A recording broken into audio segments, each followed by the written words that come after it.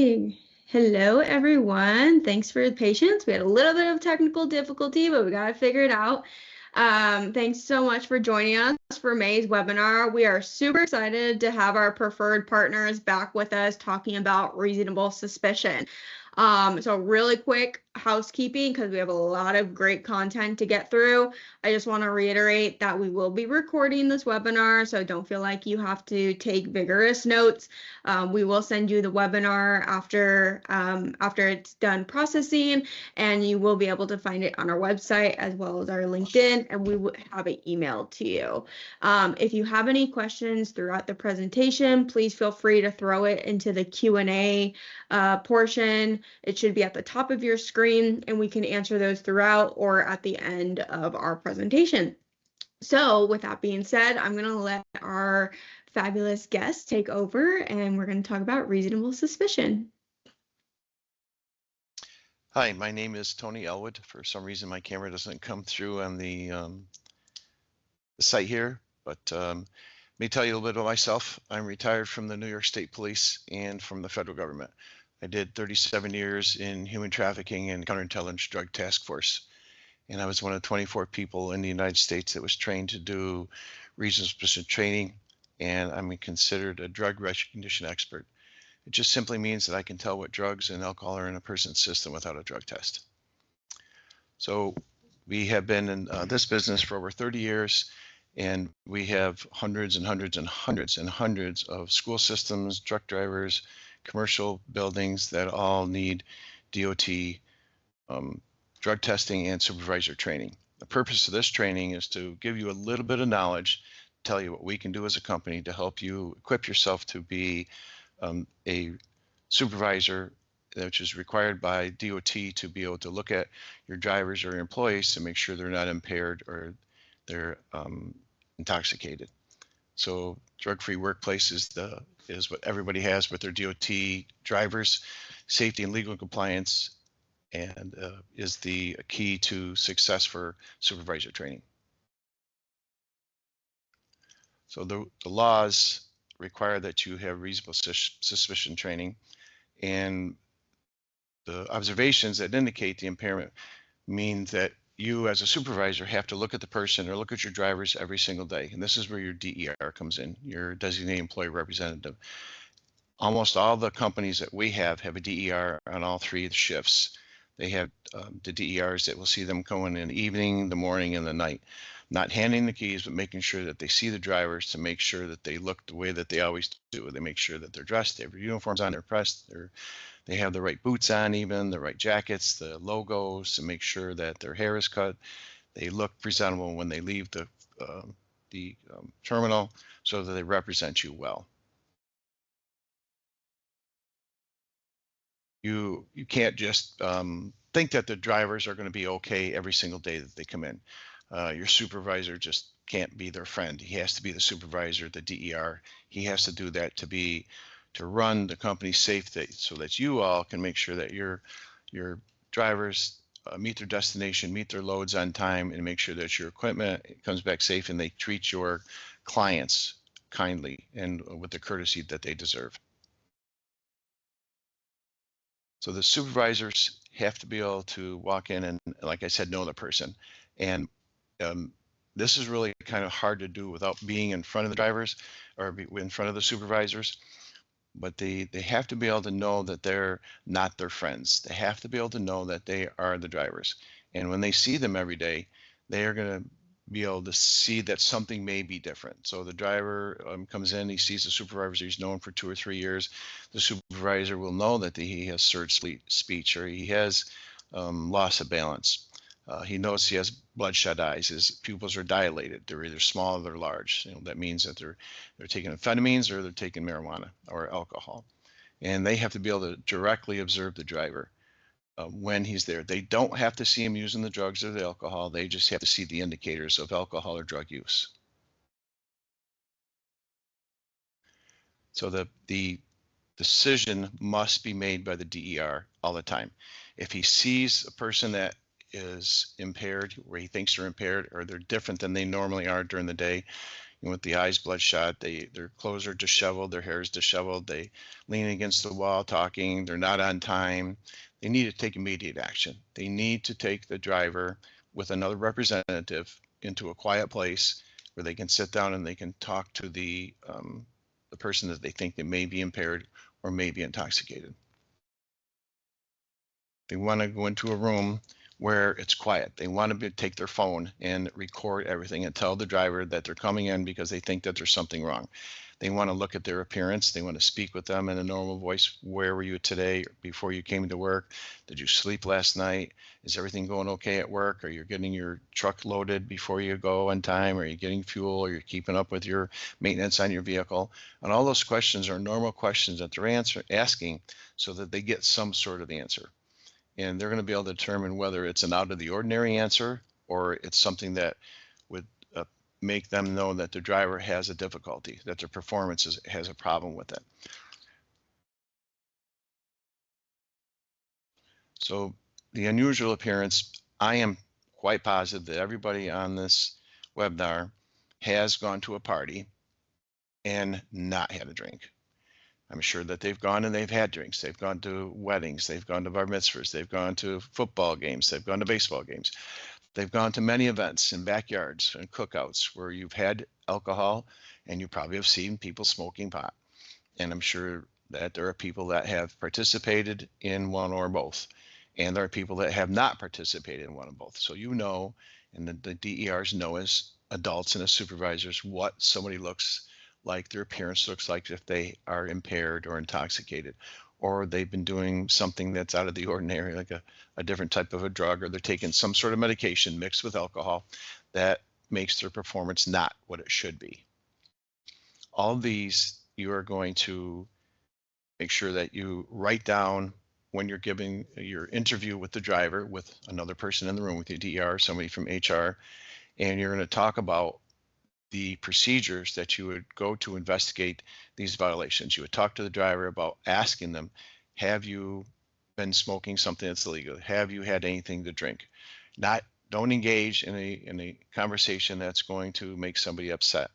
All you're going to do is make sure that you get enough information from the individuals you're talking to talk to them about the complications from alcohol or drugs when you're working for this company.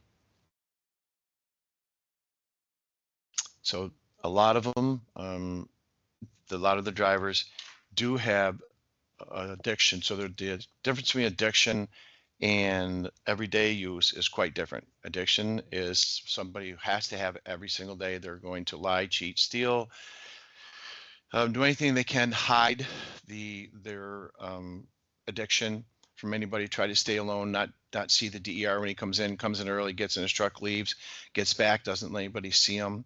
And because he doesn't want to have any disruption in what is going on with him. Any disruption makes or agitates an addict. You can ask any questions if you want. I've arrested many, I would say our team arrested close to 10,000 people in the years that I've done all this. So if you have any questions about any of this as you're going on, just ask, please. So recognizing the problems, again, a DER is going to know if somebody's tardy, if and he doesn't have an unexplained absence, long lunches. I mean, usually the guys are driving, they're on their logbooks, and you have monitors inside their trucks, they know where they are. But you're really going to find out the complaints from their coworkers and the complaints from your customers. The missed deadlines and mistakes, that happens all the time, and we see that all the time with drivers. But the coworkers and the customers, if a coworker's got to handle his job over and over and over, he's going to come and complain about it. Customer complaints, you have to take up those right away.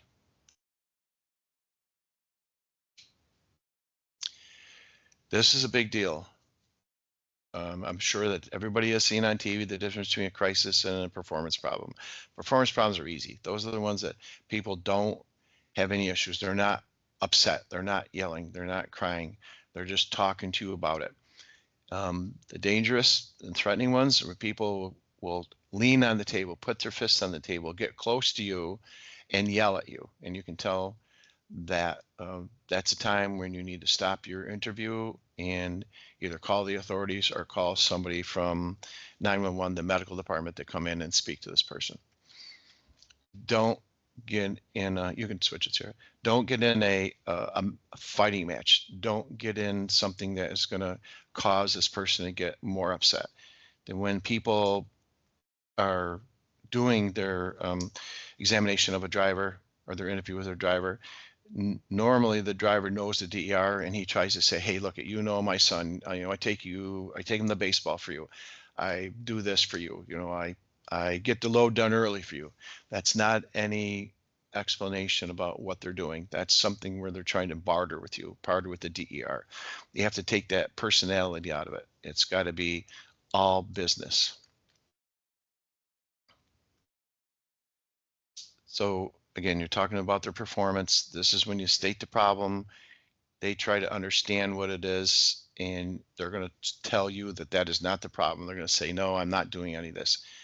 Before you just say, hey, you have a problem with drugs or alcohol, 50% of the time, we as DERs see that it's a medical problem. Most of the time, it's diabetic. 2 o'clock in the afternoon, driver comes back, his speech is slurred, your customer complains, he's dropping boxes, his speech is slurred, he's leaning on his truck, his eyes are red and watery, he's breathing heavy, and hey, he must be drunk, he must be drinking, I don't want him coming here anymore. Probably 90% of the time, that's not it. Drivers don't eat the best food. They eat junk food, and they don't eat things that are really healthy. Eat a lot of sugar. By the time 2 o'clock comes, their system is reacting to them being a diabetic. What I just explained to you, the red and watery eyes, the slurred speech, leaning against the building, not performing their job properly, is probably a driver being a diabetic. 50% of the time we find out that it's a medical problem. Drivers do not want you to know they're a diabetic. It goes against their license and their physicals, and then they don't get the jobs. So ask for an explanation.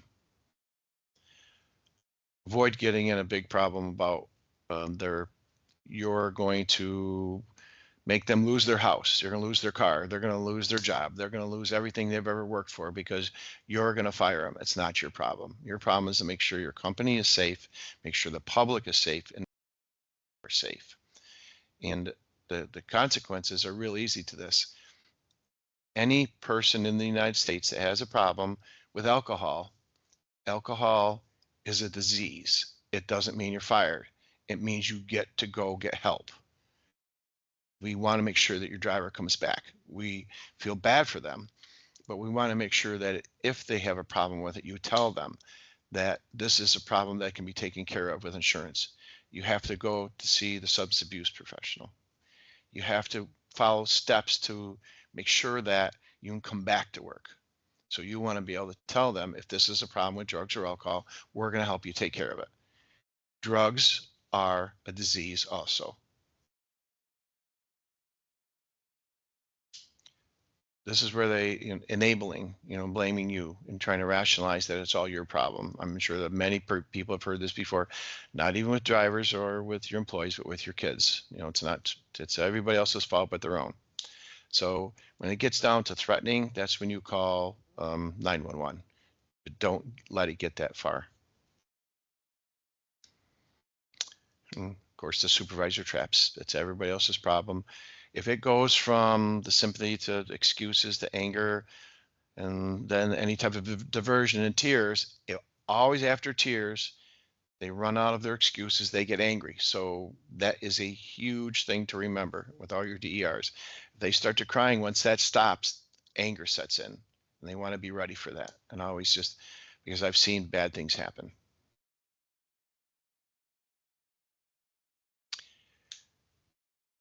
This is all self-explanatory. It's always there's always something you can do to help them, and you want to try to talk them into doing the right thing. That their problems get worse without assistance. Emphasize about the EPAs. Emphasize about getting help. Emphasize that there is insurance to pay for this. Emphasize that it's only a leave of absence, and they do get to have this, and they do get the time off, and they do get to have their substance abuse professional speak to them, and they get on a program where they can come back to work. All the don'ts are right there.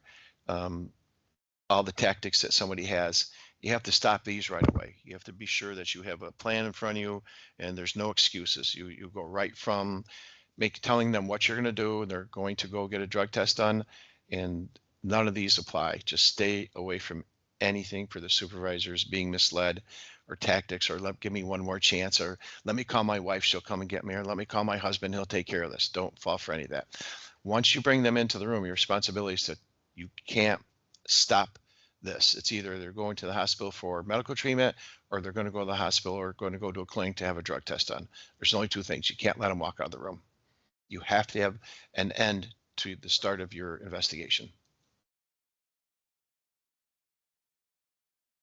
So the procedures are that once you have the signs and you fill out the forms that we have a reasonable suspicion format.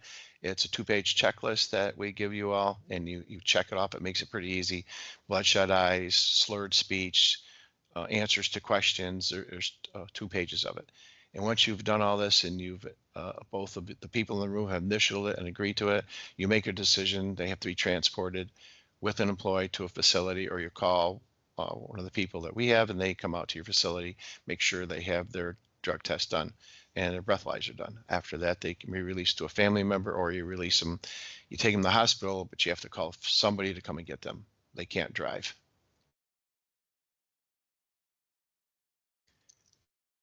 So this is what I'm just saying about, you must do the transport.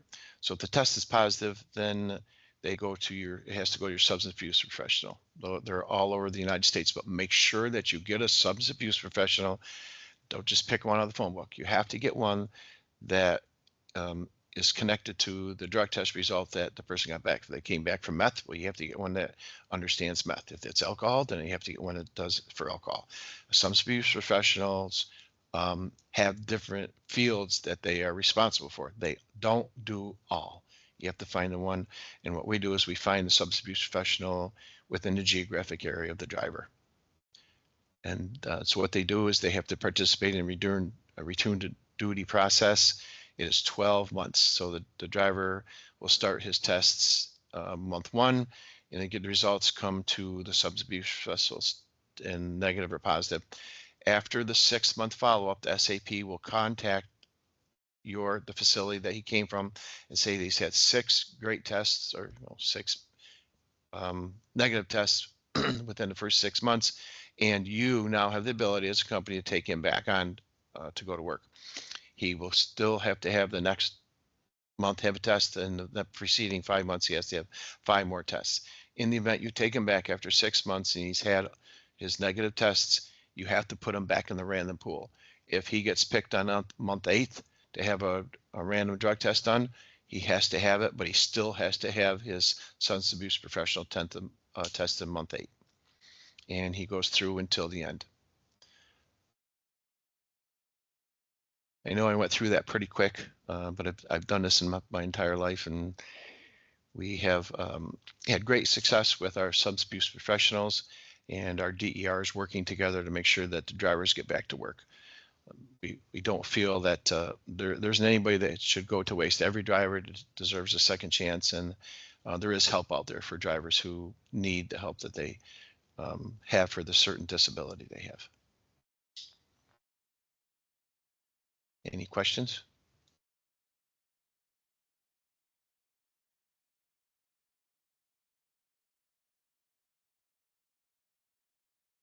Sarah, anything? Sorry, I was stuck on mute. Hi, everyone. I'm Sarah Brigham. I'm the vice president of the company. This is a training that we can provide to all of your managers, your DERs, however your company is set up, and we will walk you through the reasonable suspicion checklist. The best advice I can give is follow your policy. If you spent the time in your drug and alcohol policy, make sure you're following it. We've had some companies say as soon as a driver tests positive for drugs or alcohol, that's it, we terminate them. If your company provides those support services to get the driver back on the road, make sure you're consulting with HR before any decisions are made. So if this is a service you need from us, we do provide nationwide support. Our phone number is on the screen. Call us. We're happy to help you. Yes, Evolution is a great partner. They've been nothing but amazing ever since our relationship has started with them. Never have had a complaint from any of our clients that utilize them that we've, brought on. So very thankful that they were able to share reasonable suspicion training with us, because I think a lot of people understand that reasonable suspicion, there's things that need to be done, but I think there's a little bit of a disconnect sometimes on, okay, well, I figure, someone's abusing substances, but like, what do I do now? Right. So I think there's kind of, people take the training and then they're actually in a situation, and it's, you guys really went over how to handle that a little bit deeper than just, terminating them essentially. So and it was really interesting, the medical issue, bringing up diabetes in particular, is that, I think that's good to bring forward, that don't just assume and go in there as you're just trying to figure out what the problem is first, and then kind of take the proper steps from there. So I think that's really great advice. If there's any questions, I know we talked about in the beginning that you can throw them into the Q&A portion. If none come to mind as of right now, I will send out contact information for Tony and Sarah, and they'll be more than happy to have a deeper conversation with reasonable suspicion, drug testing, alcohol testing, MBRs, background checks, all that fun stuff that you need to do for your drivers. They'll definitely give you a lot more information than we can provide in our small amount of time that we have here. I don't see any questions coming in, so I'll go ahead and sign off for today. Thank you again for everyone for joining us, and I know this will be available. The recording will be sent to you via email, as well as available on our website as well. So thanks again. Stay safe, stay compliant, and keep driving success. Thank you, everyone.